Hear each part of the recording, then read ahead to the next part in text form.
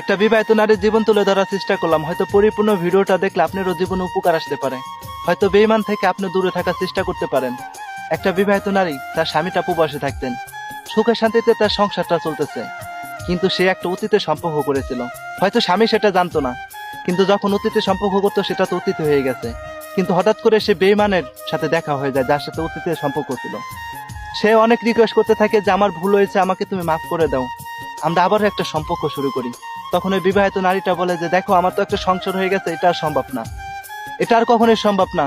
তখন ওই ছেলেটা অনেক পাগলামি করে, তার পায়ে ধরে অথবা তার কাছে মাপ চায় যে আমাকে তুমি আর একটা বার সুযোগ দাও। তখন বিবাহিত নারীটা বলে যে দেখো, তোমার আমি হয়তো কাছে যেতে পারবো না, কিন্তু দূর থেকেও তোমাকে আমি ভালোবাসতে পারবো, তোমার একটা বন্ধু হইতে পারবো। তবে ওই ছেলেটা সেটাই মেনে নেয়।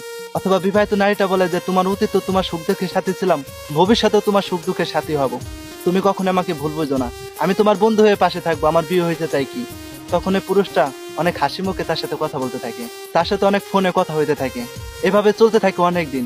তখন একটা মায়া কাজ করে, তখন ওই বিবাহিত নারীটা অনেকটা দুর্বল ওই পুরুষের প্রতি হয়ে পড়ে। কিন্তু সে বিবাহিত নারীটা সংসার ছেড়ে যাওয়ার কোনো পরিকল্পনা করে না। হঠাৎ করে সে ছেলেটা বলে যে দেখো, আমি একটা সমস্যার ভিতরে পড়ছি, আমার কিছু টাকা পয়সা দাও। তখন ওই বিবাহিত নারীটা কোনো কিছু না ভাবনা চিন্তা করেই 1 লক্ষ টাকা দেয়। 1 লক্ষ টাকা দেয়, আর কারো কাছ থেকে 50,000 টাকা লাভের পর করে সেই পুরুষটাকে দিয়ে থাকে, যার সাথে অতীতে সম্পর্ক হয়েছিল, হয়তো একটা বন্ধু। অথবা সেই বিশ্বাসটা নিয়েই তাকে কিন্তু টাকা পয়সা দেয়। সেই ছেলেটা অনেক খুশি হয়, অথবা সেই ছেলেটা মন খুলে দোয়া করতে থাকে যে তোমার মতো একটা বন্ধু আমি জীবনে আর কোনো জায়গায় পাইনি। আমি যদি পৃথিবীতে কারো কাছে ঋণ হয়ে থাকি, তোমার এই উপকারের আমি ঋণ হয়ে গেলাম তোমার কাছে। কিন্তু সে বিবাহিত নারী বলে যে তুমি আমার সময়কালে টাকাটা ফেরত দিয়ে দিও, আমি তোমার কাছে আর কিছুই চাই না। কিন্তু বিবাহিত নারীটা চলতে থাকে এভাবে অনেকদিন। হঠাৎ করে সেই পুরুষটা একটা বিয়ে শাদী করে ফেলে, অথবা সমস্ত নম্বর সে বিবাহিত নারীর ব্লক করে ফেলে। তখন সেই বিবাহিত নারীটা পাগলের মতো হয়ে যায়, তাকে খুঁজে পাওয়ার আর সম্ভব হয়ে থাকে না। হঠাৎ করে তার সাথে আবার দেখা হয়ে যায়, অথবা তার সাথে কথা বলার সুযোগ হয়ে যায়। তখন সেই পুরুষটা মুখে যা আসে তাই দিয়ে বকাবাজি করতে থাকে, বলে যে তোমার টাকা নিচে, কখনোই তোমার টাকা মেরে খাবো না। কিন্তু যাদের কাছ থেকে ধার দিনা করে আনছে, গহনা মহনা বন্ধক থেকে যে টাকা পয়সা দিছে, সে টাকা দেওয়ার জন্য অনেকটা প্রেশার তার প্রতি আসতে থাকে। কিন্তু এই বিবাহিত নারীর সংসারটা কিভাবে থাকবে, এই বিবাহিত নারী কিভাবে সংসারে থাকতে পারে যদি তার স্বামীটা বুঝতে পারে তার বউ এই অন্যায়টা করে ফেলছে?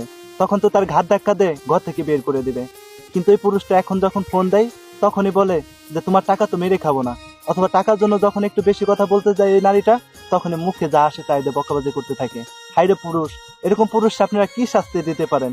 এরকম পুরুষের জন্য হাজার পুরুষের বদনাম হয়ে থাকে। আসলে তারা ভালোবাসে না, তারা স্বার্থের জন্য একটা মানুষের সাথে চলে। তবে দেখেন, যে সম্পর্কের ভিতরে কোনো চাহিদা আসে, কোনো অর্থবিত্তর কোনো দেনাপানা আসে, সেটা কিন্তু প্রয়োজনের পাত্র হয়ে যায়। সম্পর্ক নষ্ট হওয়ার প্রথম মূল কি কারণ থাকে জানেন? সম্পর্কের ভিতরে যদি কোনো দেনাপানা আসে, কারোর সাথে যদি সম্পর্ক নষ্ট করতে চান, তাকে কোনো টাকা পয়সা দিতে থাকেন, অথবা কোনো চাহিদা তার ভিতরে আদান প্রদান করতে থাকেন, সম্পর্ক এমনিতে নষ্ট হয়ে যাবে। এটাই সত্য কথা। তো এরকম সম্পর্ক থেকে আমরা দূরে থাকার চেষ্টা করি। এই বোনটার জন্য আমরা দোয়া করি। এই বোনটা হয়তো পৃথিবীতে শান্তি পেতেছে না, ভয় পেতেছে সংসারটা তার আদৌ কি টিকবে না না টিকবে, কিন্তু দোয়া করি তার সমাধানটা যাতে হয়ে যায়। কিন্তু এরকম কেউ ভুল করেন না।